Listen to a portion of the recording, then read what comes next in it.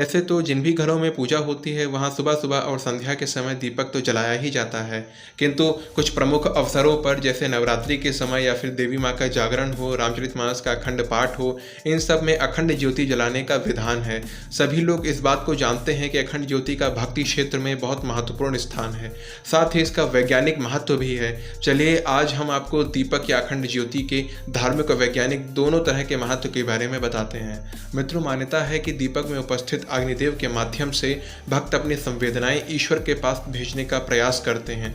यहाँ पर दीपक भक्त के संदेशवाहक के रूप में कार्य करता है और उसकी भावनाओं को उसके इष्ट यानी उसके आराध्य तक लेकर जाता है। इसीलिए कहा जाता है कि जिन भी घरों में नित्य प्रभु की पूजा होती है, दीपक जलाया जाता है, घंटा बजता है, शंख ध्वनि होती है, वहाँ पर ईश्वर की कृपा सदा बनी रहती है। उस घर में माँ लक्ष्मी स्वयं वास करती हैं। किसी भी प्रकार की पूजा का आरंभ दीपक में अग्नि प्रज्वलित करके ही किया जाता है।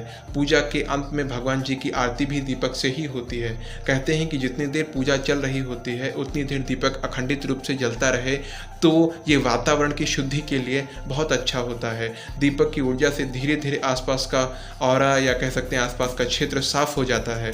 आध्यात्मिक और वैज्ञानिक दोनों ही प्रकार से दीपक का बहुत अधिक महत्व है। दीपक प्रज्वलित होने के बाद वो अपनी ऊर्जा से आसपास क्षेत्र कवर कर लेता है। जितनी देर अखंडित दीपक जलता है उसका वो एरिया उतना ही बढ़ता जाता है। अखंडित का सीधा सा अर्थ है कि जितनी देर पूजा चले उतनी देर दीपक बुझना नहीं चाहिए। दीपक का बुझना अशुभ माना जाता है। इसके लिए ध्यान रखना चाहिए कि जिस दीपक में अखंड ज्योति जलाई जा रही है उसकी रुई की बाती पर्याप्त हो, उसमें घी या तेल पर्याप्त मात्रा में उपस्थित हो।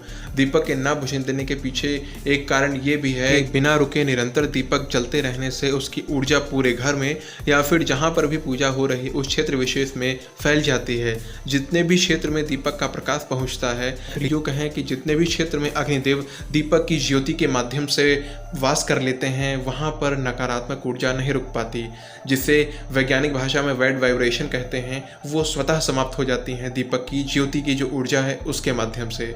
इसीलिए पूरे नवरात्र में अखंड ज्योति जलाने की परंपरा है। अग्निदेव से अधिक सूक्ष्म शुद्धता करने वाला कोई नहीं है। इसे आप वैज्ञानिक भाषा में माइक्रो क्लीनिंग कह सकते हैं। यह प्राचीन काल से ही अग्निदेव देवताओं और मनुष्यों के बीच एक माध्यम का काम करते आए हैं। हम लोग हवन करते हैं, उसमें भी जब अग्नि प्रज्वलित होती है तो उससे भी यही माना जाता है कि उसमें हम लोग जो अर्पित करते हैं वो सीधे देवताओं तक पहुंचता है।